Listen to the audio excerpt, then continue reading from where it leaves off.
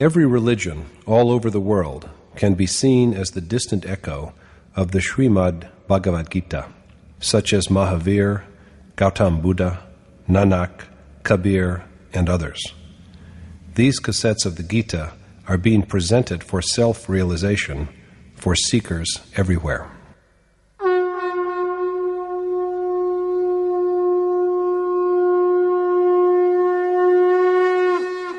Om Shri Paramatmane Namaha. Yatharth Geeta, Srimad Bhagavad Gita. Chapter 6. The Yoga of Meditation. Whenever there is rank growth in the name of Dharma, of too many customs and practices, of forms of worship and prayer, and of schools and sects, some great soul makes his appearance, his advent, to demolish them, and to install and strengthen the one and only God, as well as to broaden the path of action that leads to Him. The practice of renouncing action, and thus of being known for wisdom, were also all too prevalent in the age of Krishna. That explains why Krishna affirms, for the fourth time, at the beginning of this chapter, that action is an essential, inevitable requirement of the ways of both knowledge and selfless action.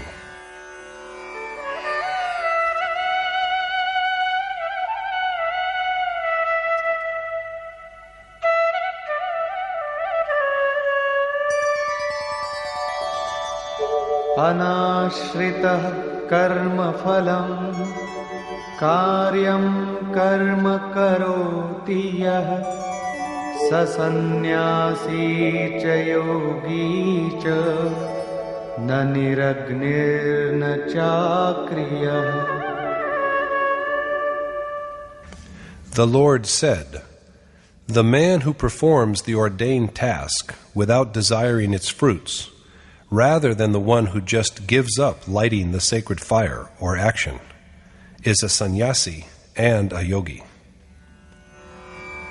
Krishna insists that only that man who has made true renunciation or achieved yoga engages in the one action that is worthy of doing with absolutely no desire for any rewards. No one becomes a sannyasi or a yogi by just desisting from the ordained action. There are many kinds of work, but out of them, the action which is fit to be undertaken and which is ordained is only one. And this one action is yajna, which means worship, the one means for the attainment of God.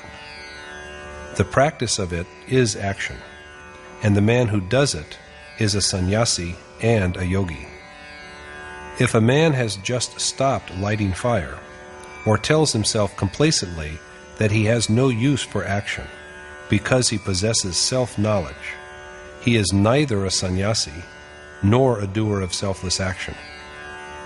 Krishna further speaks about this. Yam sannyāsamiti prahu yogam tam vidhi pandava nayya sannyasta sankalpo yogi bhavati kaśchana. Remember, O Arjuna, that yoga, selfless action, is the same as renunciation, knowledge. For no man can be a yogi without a total rejection of desire.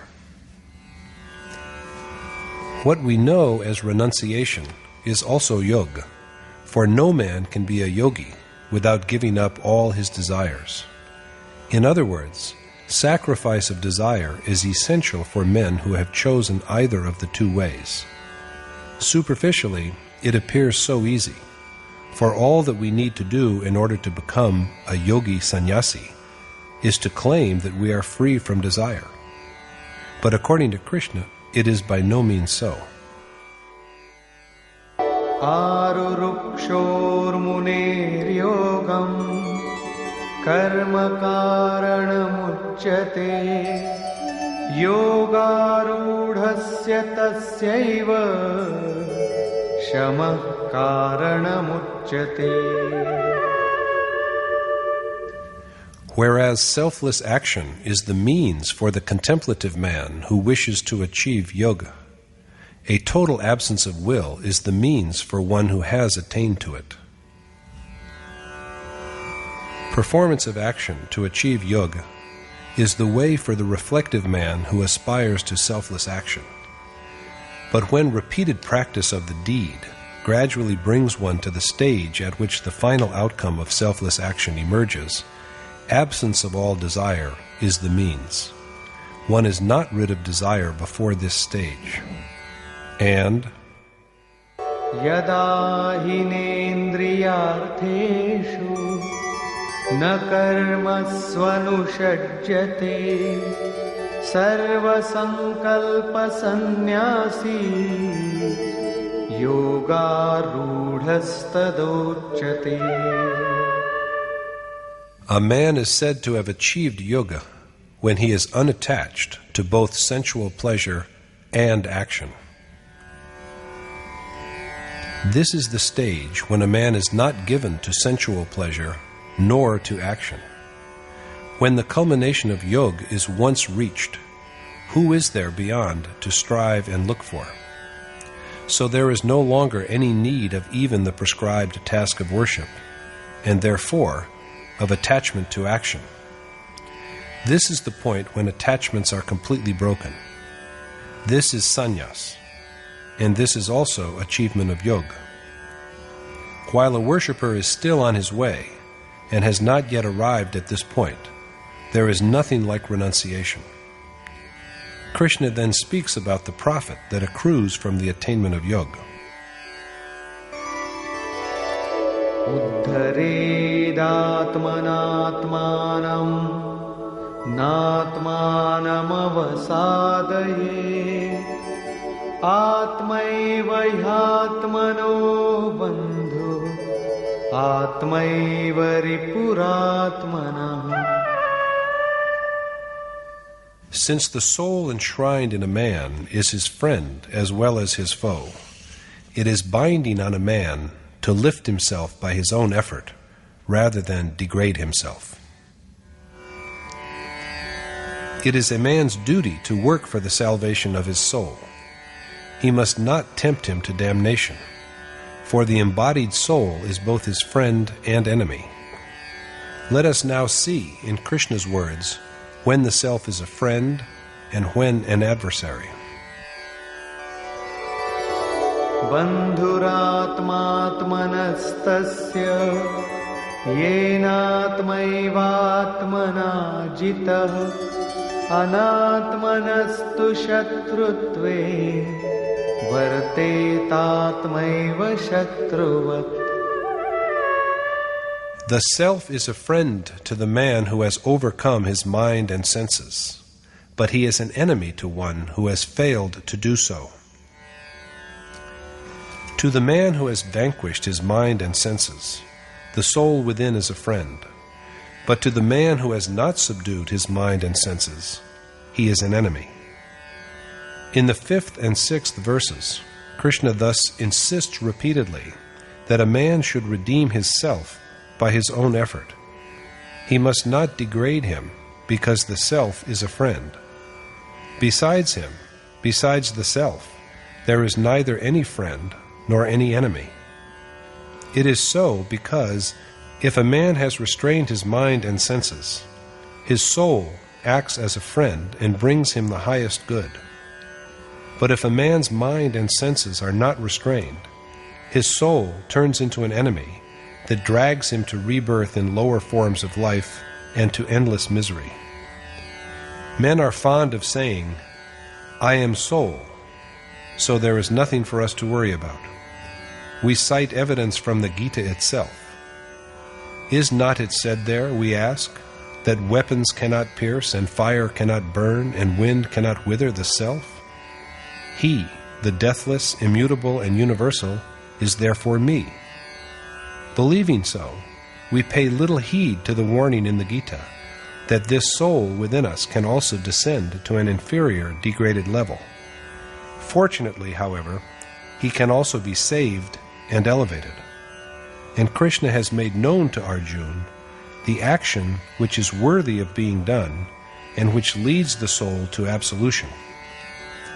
The following verse indicates the qualities of a benign, friendly self.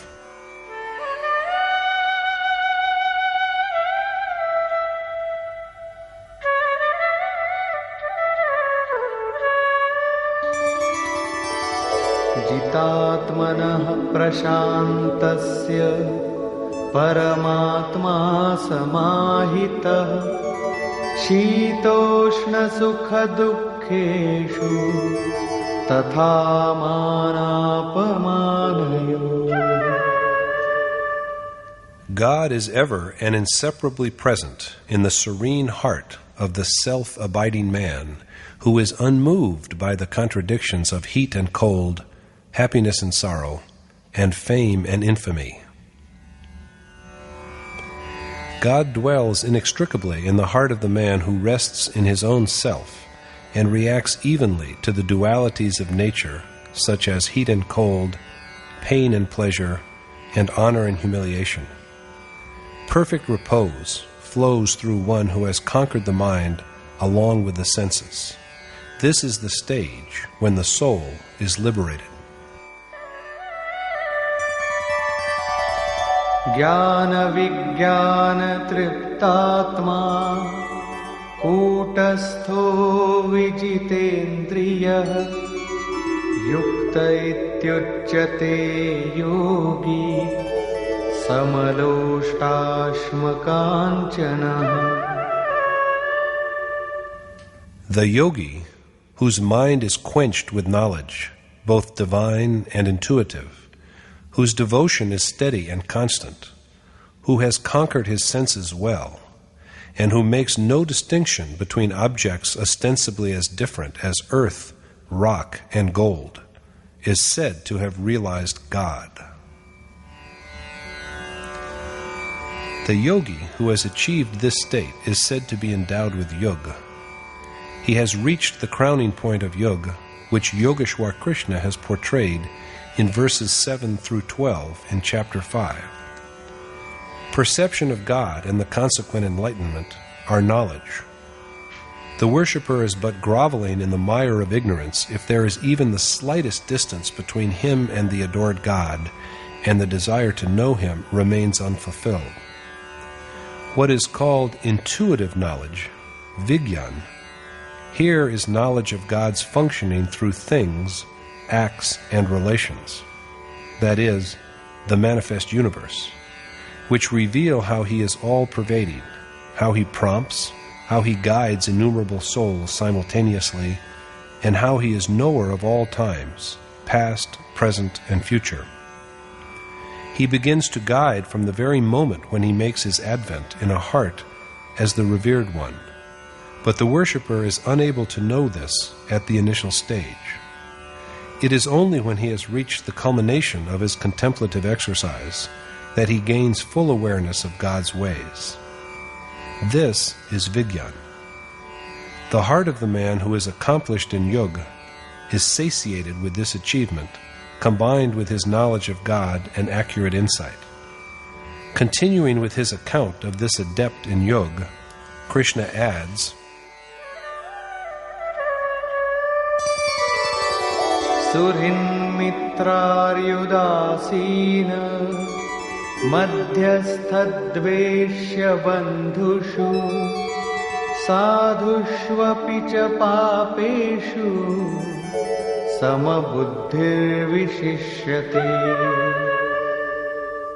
That man is indeed superior, who views all with an equal mind, friends and foes, the antagonistic, indifferent, neutral or jealous, kinsmen, and the righteous, as well as sinners. After perception of God, a sage is both equal and even-minded. Krishna said in the last chapter that realized sages, who are blessed with knowledge and discrimination, regard with an impartial eye a Brahmin, an outcast, and animals so diverse as a cow, a dog, and an elephant. The verse under discussion complements what was said before.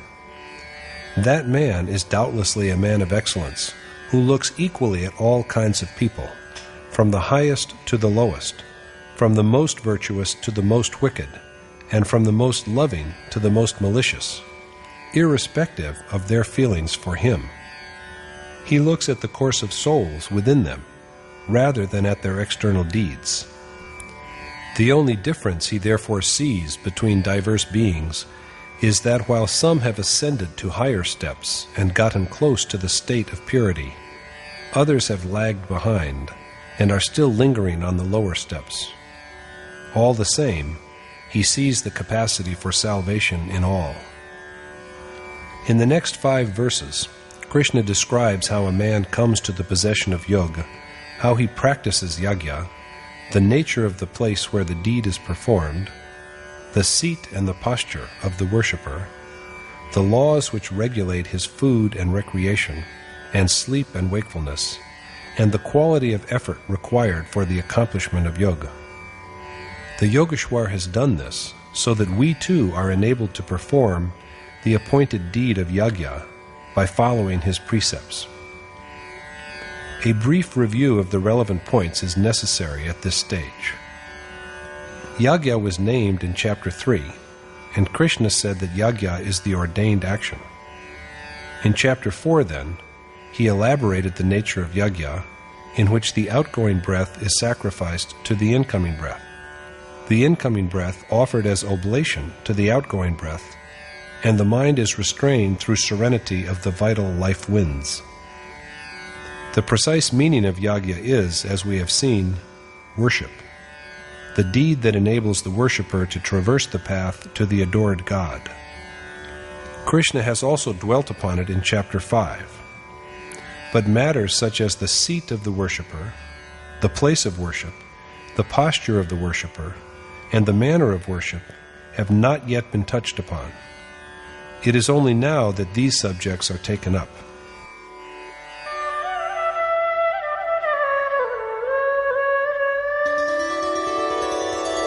Yogi yunjita satatam atmanam rahasi sthitah ekaki yata chittatma nirashira parigrahah. The yogi, engaged in self-conquest, should devote himself to the practice of yoga in loneliness in a secluded place, controlling his mind, body, and senses, and rid of desire and acquisitiveness. Being all alone in a place where there are no distractions, restraint of mind, body, and senses, and a complete rejection of attachments are all essential for a man who is engaged in the task of self-realization. The following verse contains an account of the place and the seat which are conducive to the exercise. Shuchau deshe pratisthapya sthiramasanamaatmanah natyuchritam nati nicham chailajina kushottaram. At a clean spot, he should devise a seat of kush grass or deerskin covered with a piece of cloth, which is neither too high nor too low. Cleanliness of place is a question of sweeping and wiping it to keep it neat and tidy. In such a clean place, the worshipper should make for himself a seat of grass or deerskin, on top of which there is spread a cover of fabric such as silk or of wool. However, the seat may also be just a simple wooden board. But whatever it is, it should be firm and neither too high nor too low. The intent behind all this is that something should be spread on the ground to cover it. It may be anything: skin, a mat, a piece of any kind of cloth, or even a wooden plank. It is important that the seat is not shaky. Again, it should be neither too high from the ground nor too low. My revered teacher, Maharajaji, used to sit on a seat that was about 5 inches high. Once, it so happened that some devotees got him a marble seat that was about a foot high. Maharajaji sat on it only once and said, "No, this is too high. A sadhu should not sit too high. It only makes them vain." That does not mean, though, that they should sit too low either, for that gives rise to a sense of inferiority, of contempt for oneself. So he had the marble seat put away in the forest. Maharajaji never went there, and neither does anybody else now. That really was an exercise in a practical lesson by the great man. So the seat of a worshipper should not be too high. If it is too high, vanity will overtake him even before he commences the task of divine adoration. After thus cleaning a spot and making a firm and reasonably elevated seat on it,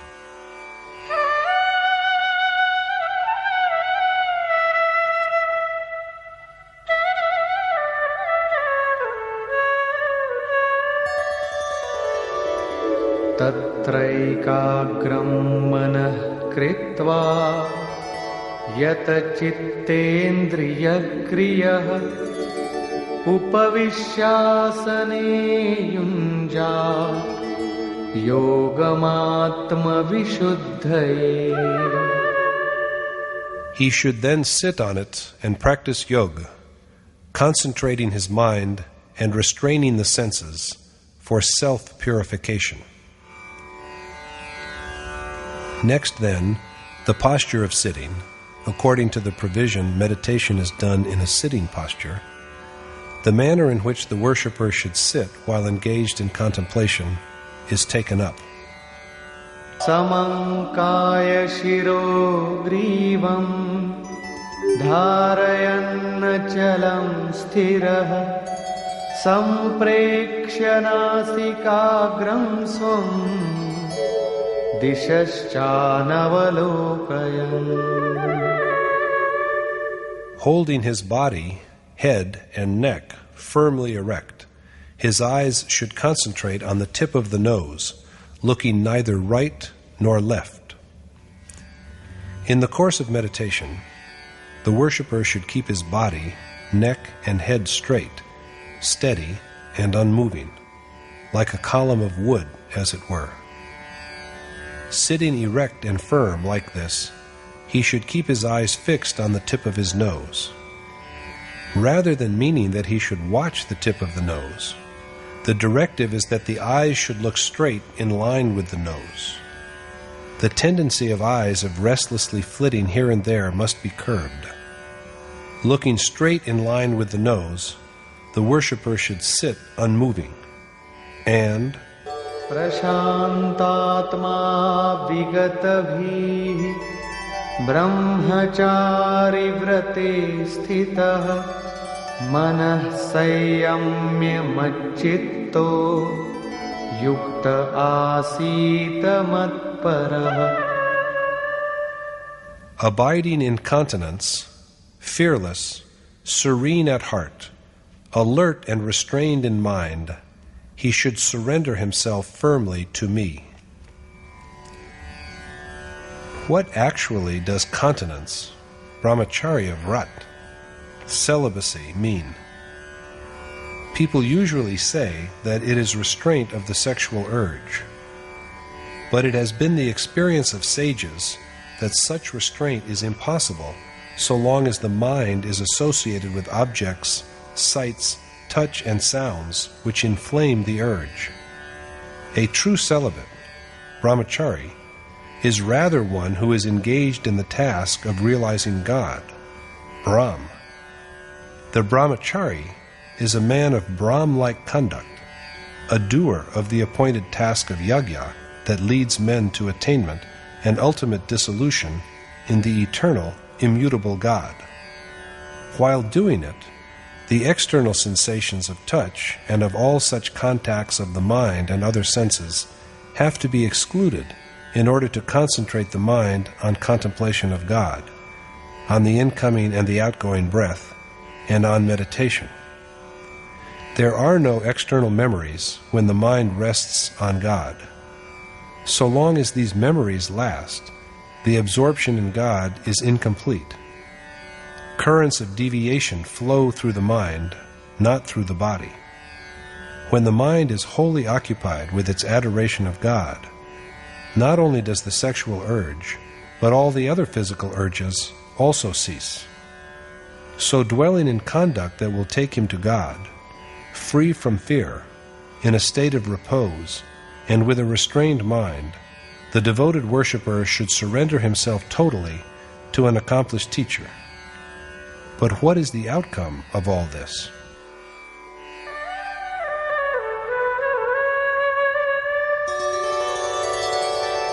Yunjannevam sadatmanam yogi niyatamanasah shantim nirvana parama matsamsthamadhigacchati. The yogi with a restrained mind, who thus meditates on me incessantly, at last attains to the sublime peace that dwells in me. The yogi who thus always reflects on Krishna, an ideal accomplished teacher who dwells in God, with a controlled mind achieves his sublime peace. So Arjuna is told to constantly devote himself to the task. The treatment of the subject is now almost complete. In the next 2 verses, Krishna then points out the importance of physical discipline, regulated food, and recreation for the worshipper who aims at the conquest of ultimate bliss. Natyashnatastu yogosti na chaikantamanashnatah na chati swapnashilasya Jagrato naiva charjuna. This yoga, O Arjuna, is neither achieved by one who eats too much or too little, nor by one who sleeps too much or too little. Moderation in food and sleep are necessary for a man who wishes to be a yogi.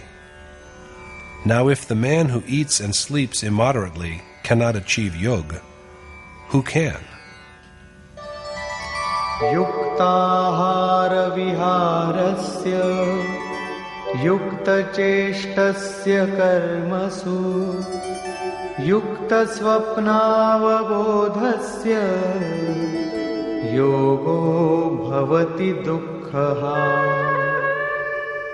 Yoga, the destroyer of all grief, is achieved only by those who regulate their food and recreation, who strive according to their capacity, and who sleep in moderation.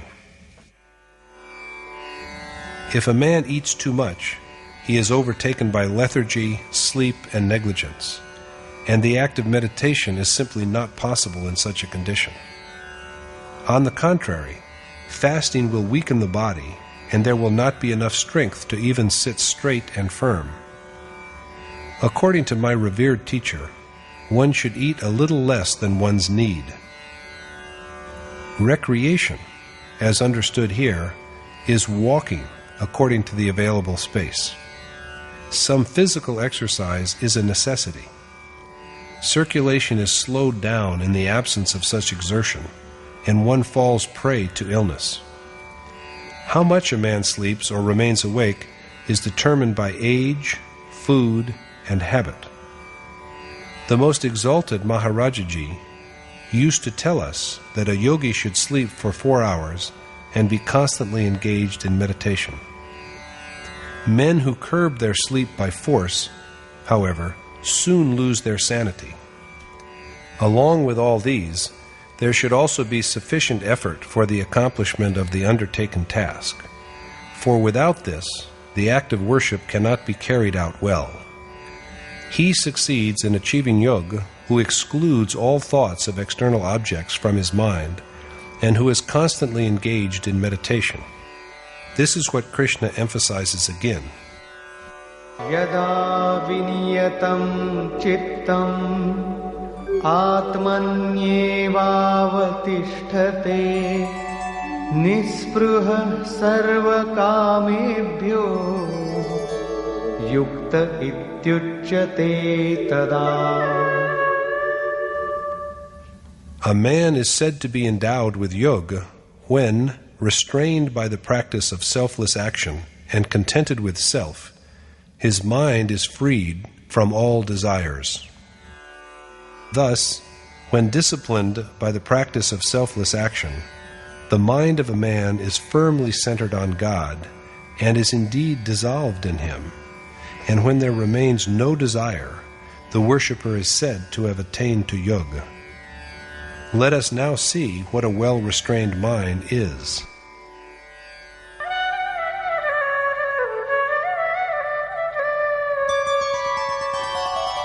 Yatha dipo nivatastho ningate sopama smrita yogino yata chittasya yunjato yogamatmana.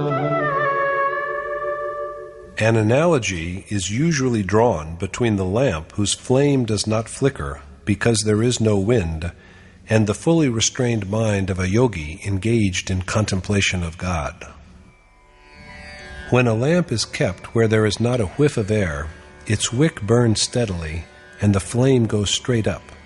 It does not tremble. So it is used as a simile for the subdued mind of a yogi who has completely given himself up to God. However, the lamp is just an illustration. The kind of lamp that is spoken of here is now going almost out of use. So let us take yet another example. When a stick of incense is burnt, its smoke rises straight up if it is undisturbed by wind. But this again is no more than an analogy between smoke and the mind of a yogi. True that the mind has been conquered and restrained, but it is still there. What spiritual splendor is realized when the restrained mind also is dissolved?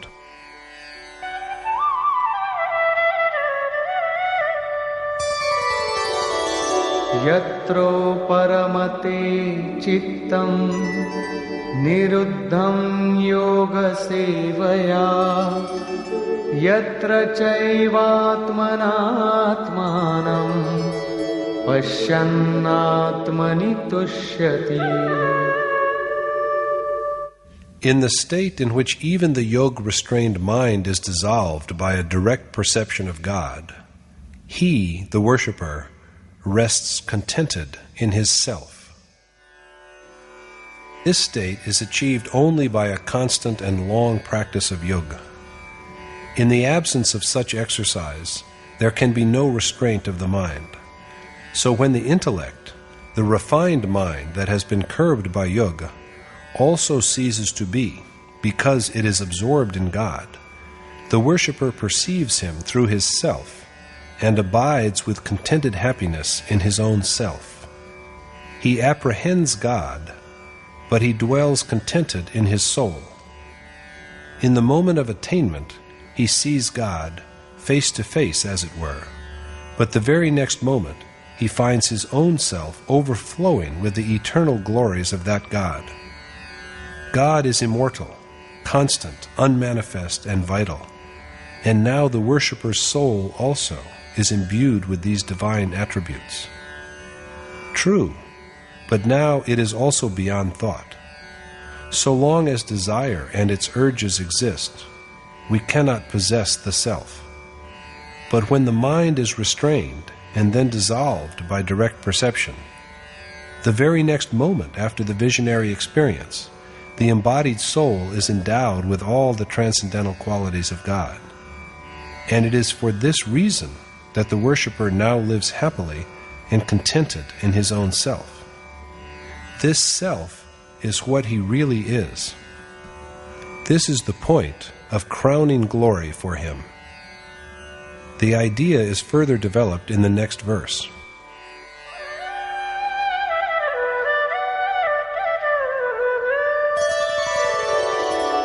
Sukhamatyantikam yattat buddhigrahyamatīndriyam vetti yatra na caivāyam sthitaschalati tattvatah. After knowing God, he, the yogi, dwells forever and unwavering in the state in which he is blessed with the eternal, sense-transcending joy that can be felt only by a refined and subtle intellect. And such is the state after attainment in which the worshipper lives forever and from which he never strays. Moreover, Yam labdhva chaparam labham manyate nadhikam tatah yasmin sthito na dukkhena gurunapi vichalyate. in this state in which he believes that there can be no greater good than the ultimate peace he has found in God, he is unshaken by even the direst of all griefs. After he is once blessed with God's transcendental peace, settled firmly in the state of his realization, the yogi is freed from all grief, and now even the most painful sorrow cannot affect him. It is so because the mind that feels is now itself dissolved. So, Tam vidya dukkha sanyoga viyogam yoga sangitam sanishchayena yoktavyo yogo nirvinna chetasa. it is a duty to practice this yoga, untouched by miseries of the world, with vigor and determination, and without a sense of ennui. That which is equally free from worldly attraction and repulsion is named yoga. Yoga is experiencing the final beatitude. Attainment of the ultimate essence, that is God, is yoga. Engaging in this yoga without a sense of monotony or boredom, ennui, and with resolution is a sacred obligation. He who is patiently engaged in selfless action is the one who succeeds in achieving yoga.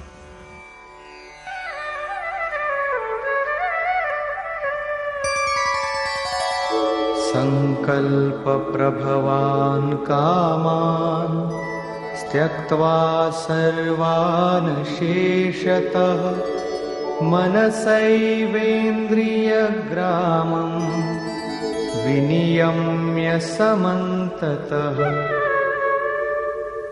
Abandoning all desire, lust, and attachment, and pulling in by an exercise of the mind the numerous senses from all sides.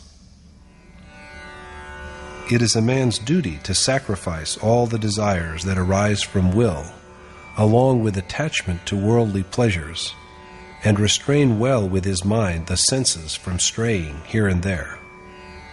And after having done this, Shanaihi shanairuparamid buddhya dhriti grihitaya atma samstham manah kritva na kinchidapi chintayet.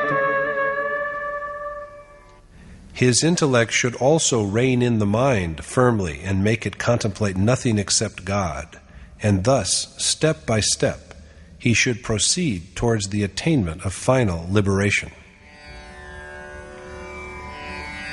The final dissolution in God comes only gradually with the practice of yoga. When the mind is fully under control, the self is united with the Supreme Spirit.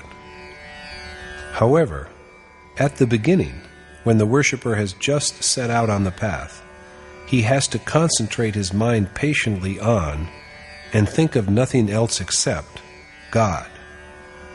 The way of this spiritual enterprise is that attainment comes only with constant application. But at the outset, the mind is restless and refuses to stay at one point. This is what Yogeshwar Krishna speaks of now.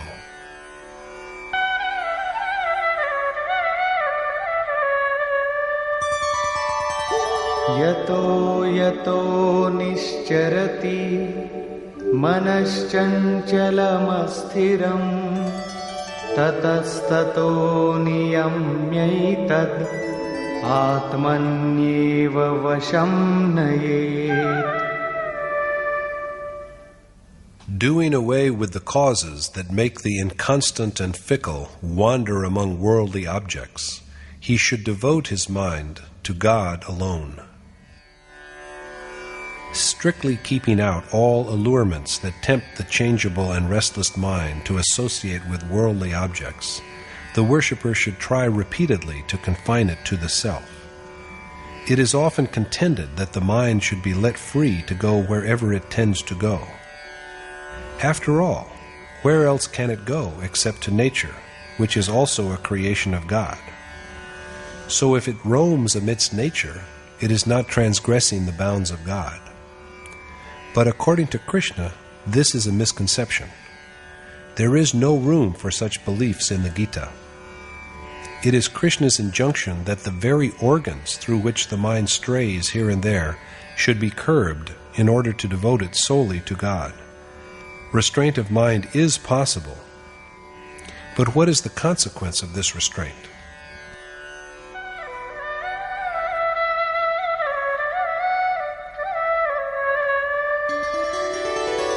Prashantamanasam yenam yoginam sukhamuttamam upaiti shantarajasam brahmabhutamakalmasham.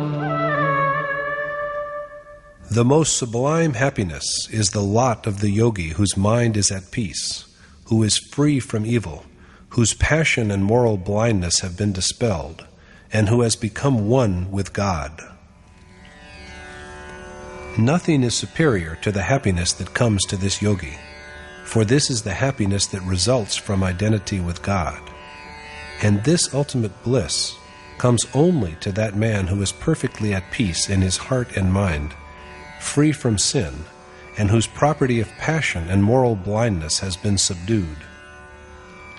The same idea is stressed again.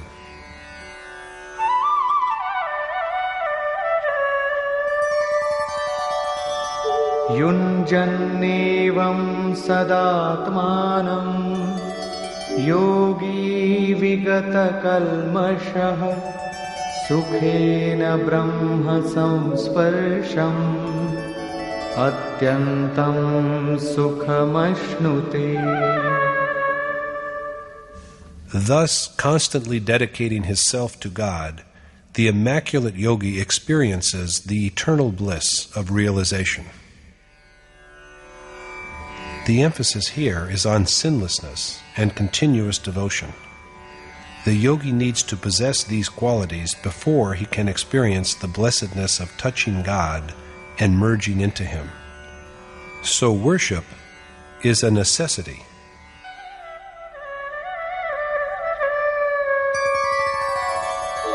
Sarvabhutasthamatmanam Sarvabhutani Chatmani Ikshate Yoga Yuktatma Sarvatra Samadarshana.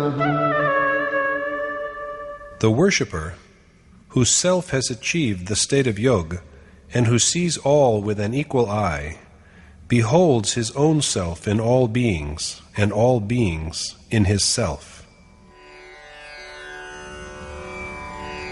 Yoga brings about the state in which the even-minded worshipper sees the extension of his soul in all beings and the existence of all beings in his own soul. The advantage of the perception of this unity of all beings is the burden of the next verse. Yo mam pashyati sarvatra sarvam cha mayi pashyati tasyaham na pranashyami sacha me na pranashyati. From the man who sees me as the soul in all beings, and all beings in me, Vasudev, I am not hidden, and he is not hidden from me. God is manifest to the man who sees him in all beings, that all beings are imbued with his spirit, and all beings are abiding in him. God also knows his worshipper in the same way. This is the direct encounter between the yogi and his prompter. This is the feeling of kinship between God and man, and salvation in this case arises from the feeling of oneness that brings the worshipper intimately close to his adored God.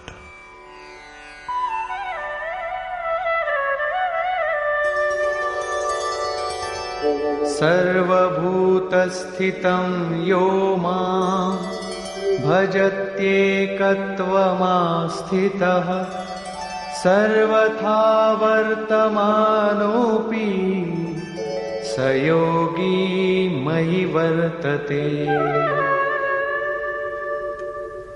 The even-minded yogi who has known the unity of the individual soul and the Supreme Spirit, who adores me, Vasudev, the soul in all beings, abides in me no matter whatsoever he does.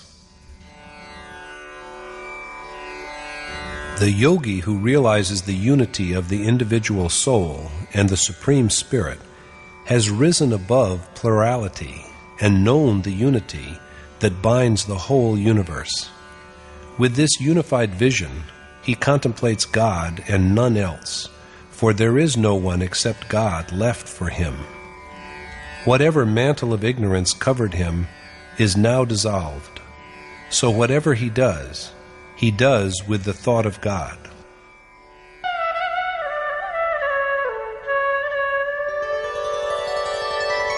Atmaupamyena sarvatra samam pashyati Arjuna sukham va yadi va dukkham sayogi paramo matah.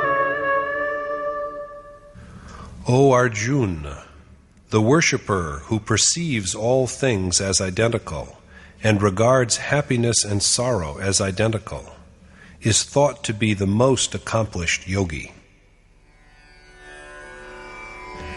The man who realizes that his self is also the self of all other creatures, who makes no difference between himself and others, and for whom joy and grief are the same, is the one for whom there are no longer any distinctions nor discriminations. So he is rightly regarded as a yogi who has attained to the highest excellence in his discipline. But no sooner has Krishna concluded his discourse on the consequences of perfect mental restraint than Arjuna expresses a fresh misgiving.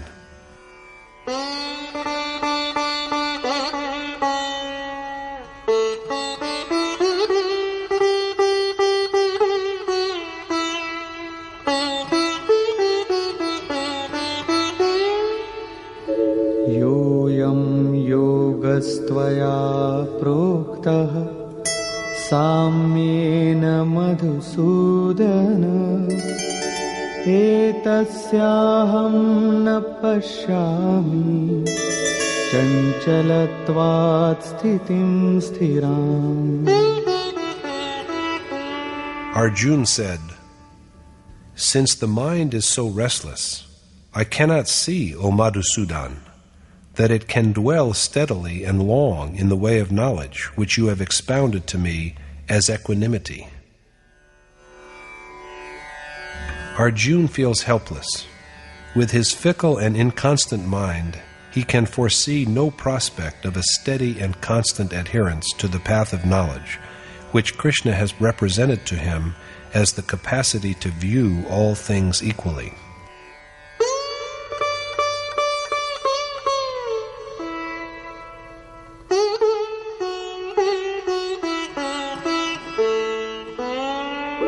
Chanchalam hi manah Krishna pramathi balavadridham tasyaham nigraham manye vayoriva sudushkaram.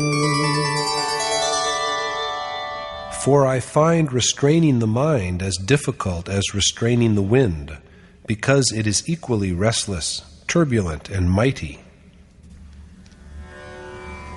The mind is so fickle and restless.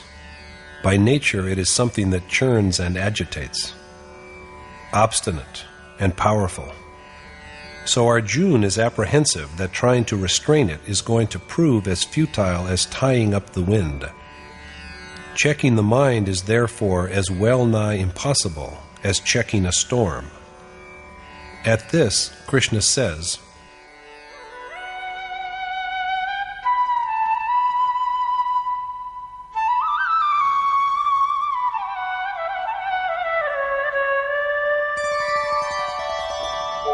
Asamshayam mahabaho mano durnigraham chalam abhyasena tu kaunteya vairagyena cha grihate.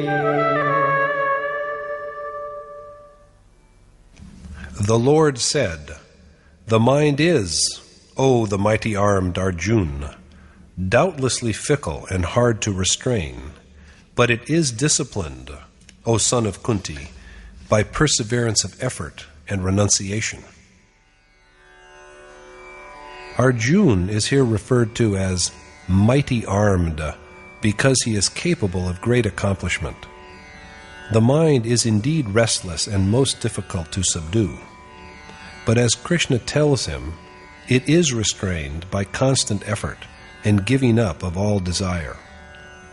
Repeated endeavor to keep the mind steadily fixed on the object to which it should be dedicated is meditation, abhyas, whereas renunciation is the sacrifice of desire for, or attachment to, all seen as well as heard sense objects, which include pleasures of the world and also the promised joys of heaven. So although it is difficult to curb the mind, it can be subdued by constant meditation and renunciation. Therefore,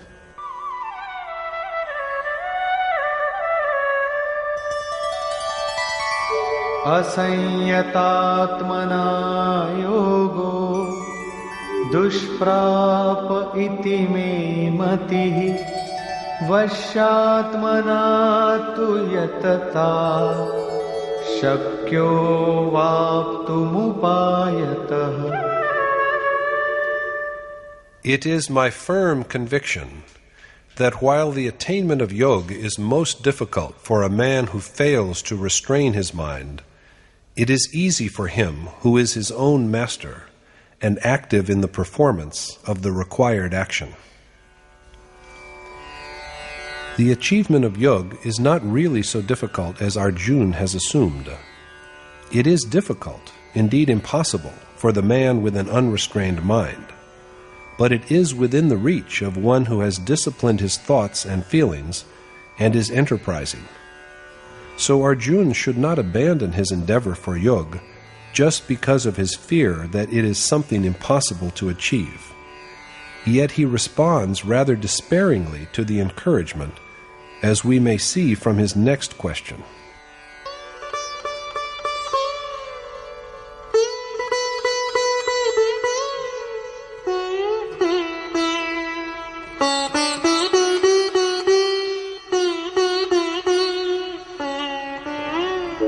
Ayati shraddhayopeto yoga chalita manasah aprapya योगसंसिद्धिं कां गतिं कृष्ण गच्छति. Arjuna said, "What is the end, O Krishna, of the acquiescent worshipper whose inconstant mind has strayed from selfless action and who has therefore been deprived of perception, which is the final outcome of yoga? Not all worshippers are rewarded with success in their attempt to achieve yoga, although this does not mean that they have no faith in it. The practice of yoga is often disrupted by the restless mind. But what happens to men who wished to be yogis but did not succeed because of their fickle minds?" कच्चिन्नो भयविभ्रष्टः छिन्नाभ्रमिव नश्यति अप्रतिष्ठो महाबाहो विमूढो ब्रह्मणः पथि.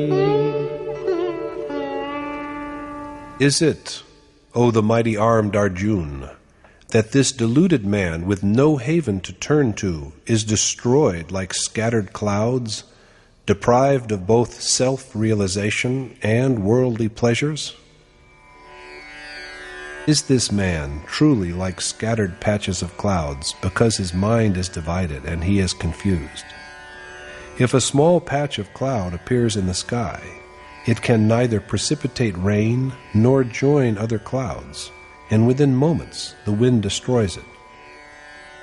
Very much similar to this puny, isolated cloud appears the passive and unpersevering man who begins with an enterprise and then discontinues his efforts. Arjuna wishes to be enlightened on what finally happens to such a man. Is he destroyed? If so, he has missed both self-realization and worldly enjoyment. But what is his final end?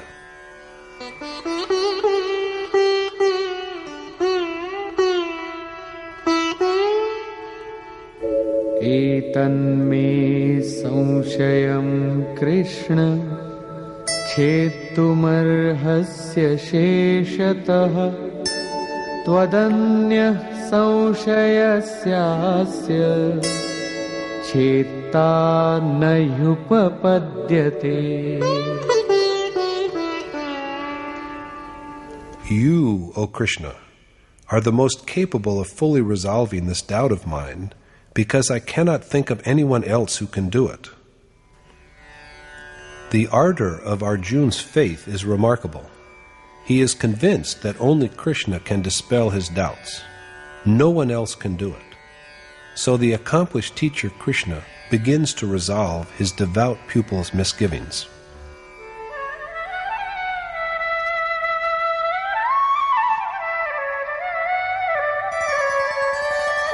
Partha नैवेह नामुत्र विनाशस्तस्य विद्यते न हि कल्याणकृत् कश्चिद् दुर्गतिं तात गच्छति. The Lord said, "This man, O Parth, is destroyed neither in this world nor in the next, because, my brother, one who performs good deeds never comes to grief." Arjuna is here addressed as Parth, because, as we have already seen, he has turned his mortal body itself into a chariot to proceed to his goal. And now Krishna tells him that the man who deviates from yoga because of his mind's fickleness is not destroyed in this world or in the next. This is so because a doer of good deeds, of God-related deeds, is never damned. However, what is his destiny? प्राप्य पुण्यकृतां लोकान् उषित्वा शाश्वती समाः शुचीनां श्रीमतां गेहे योगभ्रष्टोऽभिजायते. The righteous man who deviates from the path of yoga achieves celestial merits and pleasures for countless years, after which he is reborn in the house of a virtuous and noble man, or fortunate and thriving man. What a paradox that the man who has fallen from yoga enjoys in the worlds of the virtuous satisfaction of the same desires for sensual pleasure by which his restless mind was lured away from the appointed way in the mortal world.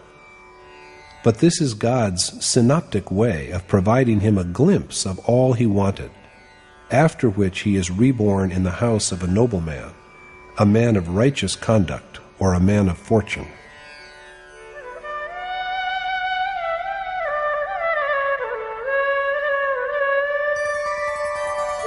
अथवा योगिनामेव कुले भवति धीमताम् एतद्धि दुर्लभतरम् लोके जन्म यदीदृशम्. Or he is admitted to the family, kul, of discerning yogi, and such a birth is truly the most rare in the world. If the deviating soul is not reborn in the house of a virtuous or affluent man, he is granted a birth which provides him admission to the family of a yogi. In the households of noble men, righteous influences are imbibed right from childhood. But, if not reborn in such houses, he gains admission not to the house of a yogi, but to his kul, as one of his pupils. Such were men like Kabir, Tulsidas, Raidas, Valmiki, and others like them, who, though not born in the houses of noble and affluent men, were admitted as pupils to the families of yogi. A birth in which the merits, sanskar, inherited from a previous life, are further refined by association with an accomplished teacher, a realized sage, is indeed the most rare. Being born to the yogi does not mean being born as their physical offspring. Well might children born to a yogi before he had given up home and hearth regard him out of attachment as father, but in truth, a sage has no one whom he can regard as his family. 100 times the concern he has for his own children is the concern a realized sage has for his faithful and obedient pupils. They, the pupils of the accomplished teacher, are his real children. Accomplished teachers do not admit pupils who are not endowed with the requisite sanskar. If my revered teacher, Maharajaji, were inclined to converting people into sadhus, he could have had thousands of disenchanted men as his pupils. But he sent all the supplicants back home, paying fare to some of them by intimating and writing letters to families in other cases, and sometimes by persuasion. He had inauspicious omens if some of the contenders were adamant on being admitted as pupils. An inner voice cautioned him that they were wanting in the qualities that make a sadhu, and so he rejected them. Smarting under unbearable disappointment, a couple of the supplicants even resorted to the extreme step of taking their own life. Notwithstanding all this, Maharajaji would not admit pupils he did not find spiritually equipped to receive and profit by his teaching. After learning of the suicide by one he had rejected, he said, "I knew he was terribly alarmed, but I did not know he would kill himself. Had I known this, I would have taken him. For what greater harm could have been in that, except that he would have persisted as a sinner?" The revered Maharajaji was a man of great compassion, and yet he did not accept unworthy pupils.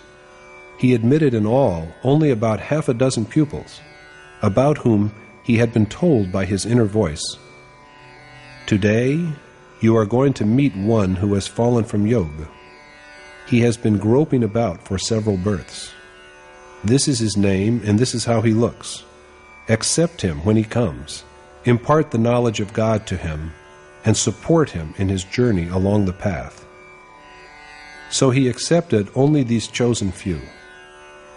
That his intuitions were correct may be seen from the fact that from among his chosen disciples we now have a sage living at Darkundi, another one at Ansuya, and 2 or 3 others who are engaged in the service of mankind elsewhere.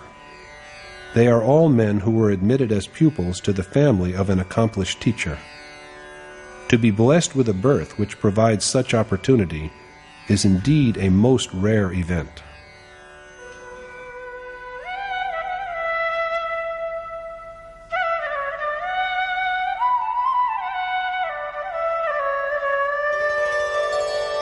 तत्र तं बुद्धिसंयोगं लभते पौर्वदेहिकं यतते च ततो भूयः संसिद्धौ कुरु नन्दन.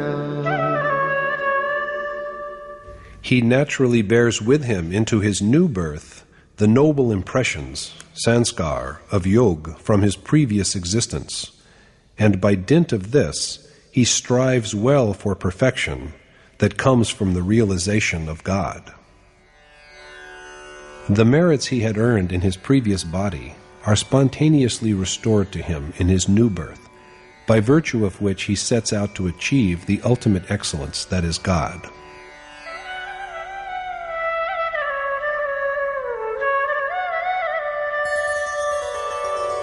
पूर्वाभ्यासेन तेनैव ह्रियते ह्यवशोऽपि सः जिज्ञासुरपि योगस्य शब्दब्रह्माति वर्तते.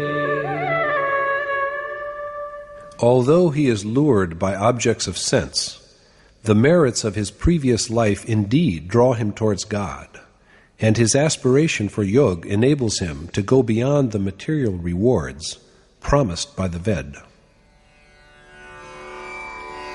If he is born in a noble or thriving household and is subject to the influence of sense objects, the traces of virtuous deeds inherited from his previous life yet draw him to the way that leads to God, and even with inadequate endeavor, he is enabled to rise above the fruits mentioned by Vedic compositions and attain to the state of salvation.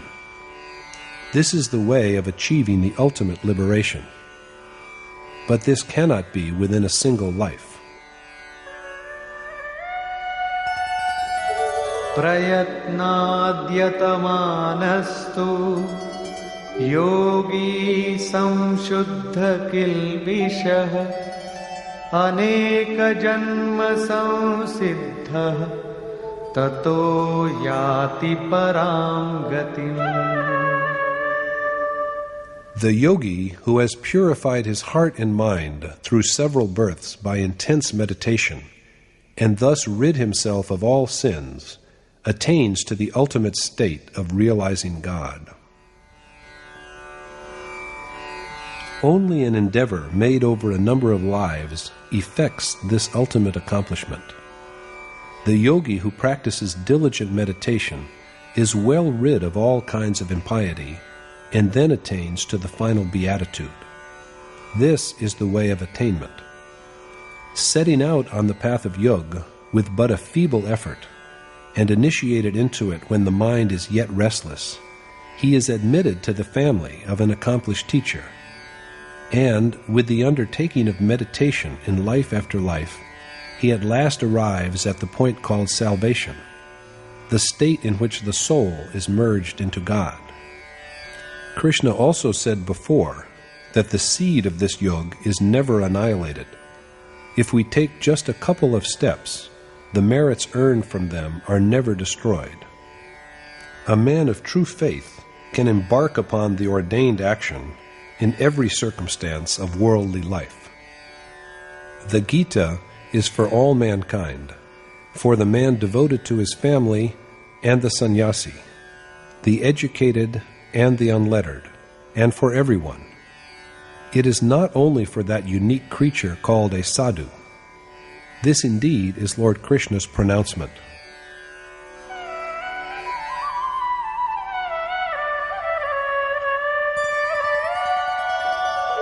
तपस्विभ्योऽधिको योगी ज्ञानिभ्योऽपि मतोऽधिकः कर्मिभ्यश्चाधिको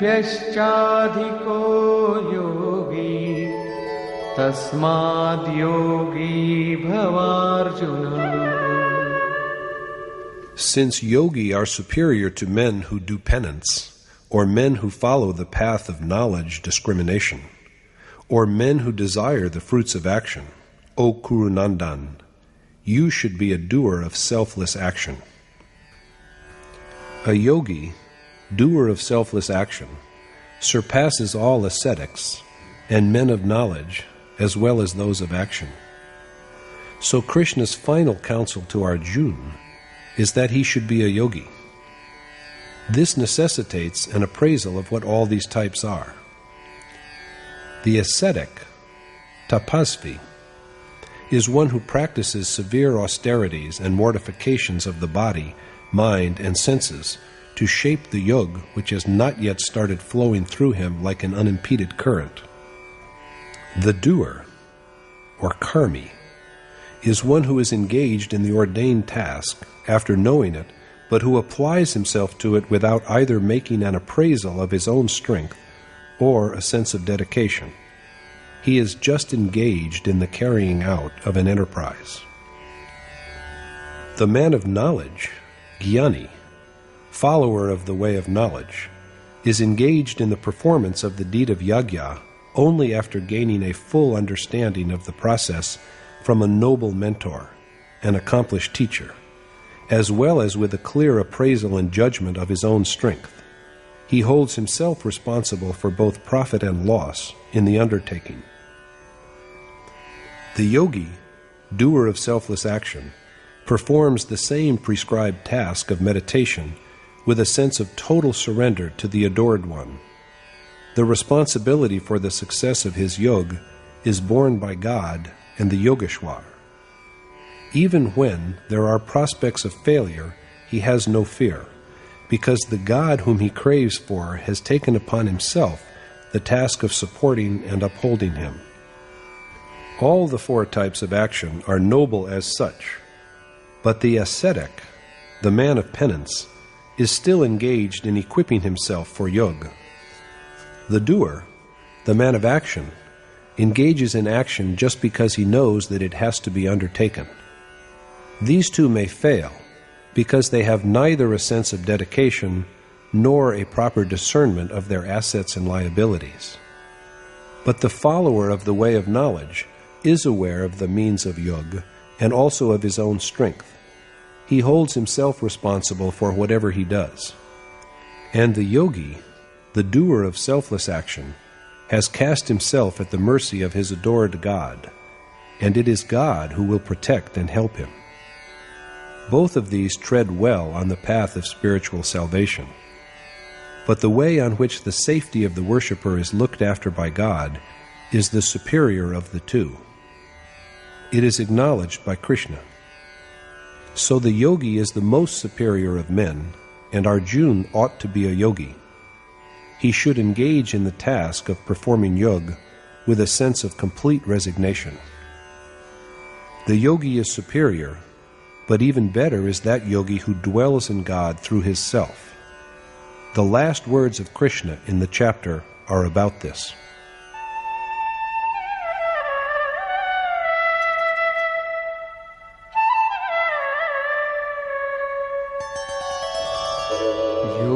योगिनामपि सर्वेषां मद्गतेनान्तरात्मना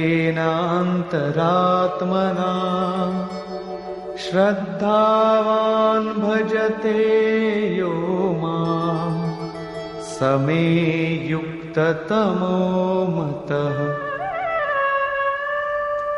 Among all yogi, I think that one the best, who is dedicated to me, and who, abiding in the self, always adores me. Krishna regards, among all yogi, doers of selfless action, that one as the best who, immersed in his feelings of devotion, always adores him. Worship is not a matter of display or exhibition. Society may approve of such display, but God is offended. Worship is a secret, private activity, and it is undertaken within the heart. The ascent and descent of worship are events that belong to the innermost seats of thought and feeling. Conclusion. Yogeshwar Krishna says at the beginning of the chapter that the man who performs the ordained worthwhile task is a sannyasi. The yogi is also a doer of the same action. One does not become a yogi or a sannyasi just by giving up lighting of fire or undertaking of action. No one can be a sannyasi or yogi without sacrificing desires. We are not rid of will just by claiming that we do not have it.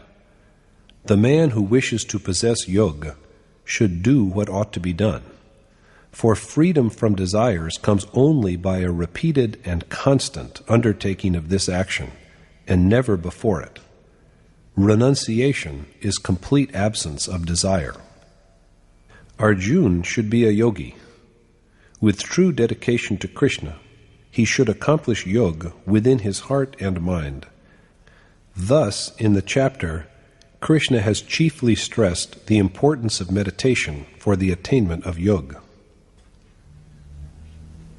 Thus concludes the 6th chapter in the Upanishad of the Srimad Bhagavad Gita on the knowledge of the Supreme Spirit, the science of yoga, and the dialogue between Krishna and Arjuna entitled Abhyas Yoga, or the Yoga of Meditation. Thus concludes Swami Adgaranand's exposition of the 6th chapter of the Srimad Bhagavad Gita in Yatharth Geeta. Hari Om Tat Sat.